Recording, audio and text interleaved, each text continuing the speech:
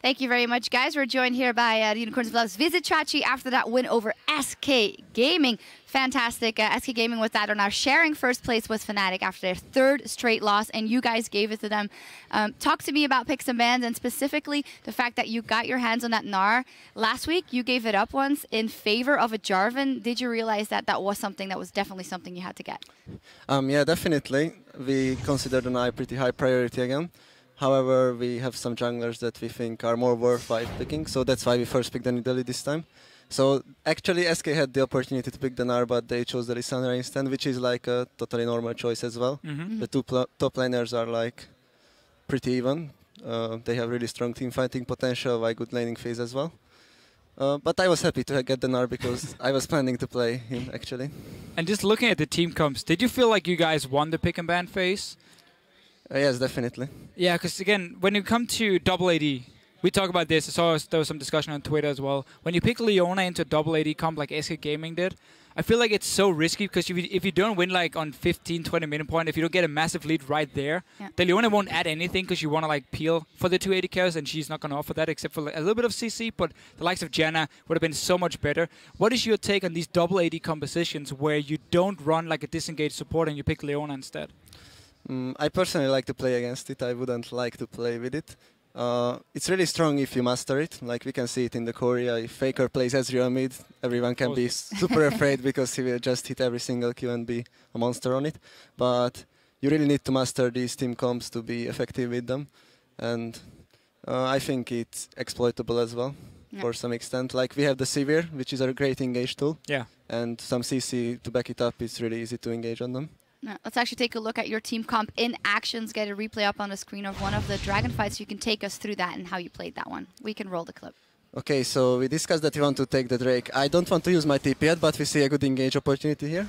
They engage on us, I TP in, and we call the Leona instantly. But then Hylissang gets a really good stun onto the Lissandra, so we try to burst her down. You get caught here for a second. Yeah, I got caught here for a second, but I'm still super tanky, so I can just join my rest of the team and we can just clean up with Cassiopeia from now on, and Sivir will help a lot as well. Yeah, and I guess in this case, or in this situation here for you guys, your comp, at least in my opinion, would outscale SK Gaming's pretty easily, especially with you going Thornmail, Randy, and so on. I mean, late game here, did you guys know, after you won this fight, and if you went late game, that it was going to be okay, or did you feel like SK still had a chance? I even said I think that if I get Thornmail, I will just be able to tank the double AD so easily, and I can maybe 1v1 any of them as well during a fight.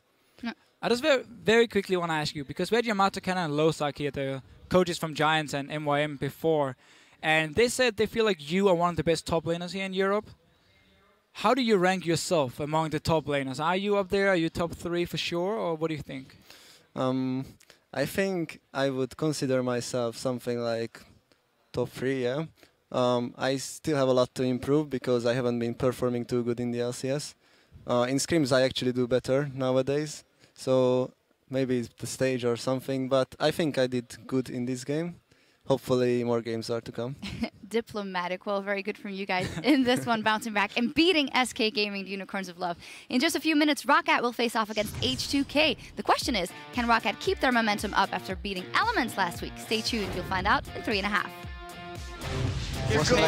Forgiven, did you see that? Did you see the thing? Give pain forgiven. Was it Greek people? I think it's Greek, I don't know. Solar Flare lands, Power of Evil, picking up Freddy 1-2-2, the Stone Gaze, Svenskeren, a double kill for Power, they're looking for more, Tower goes down, Frozen Tomb, Hylissang going to evaporate, Freddy is going down as well, Fox picks up a killing spree, but a double over to Power of Evil. Okay. Got there? No! Nice! Careful, I'm coming. Leona!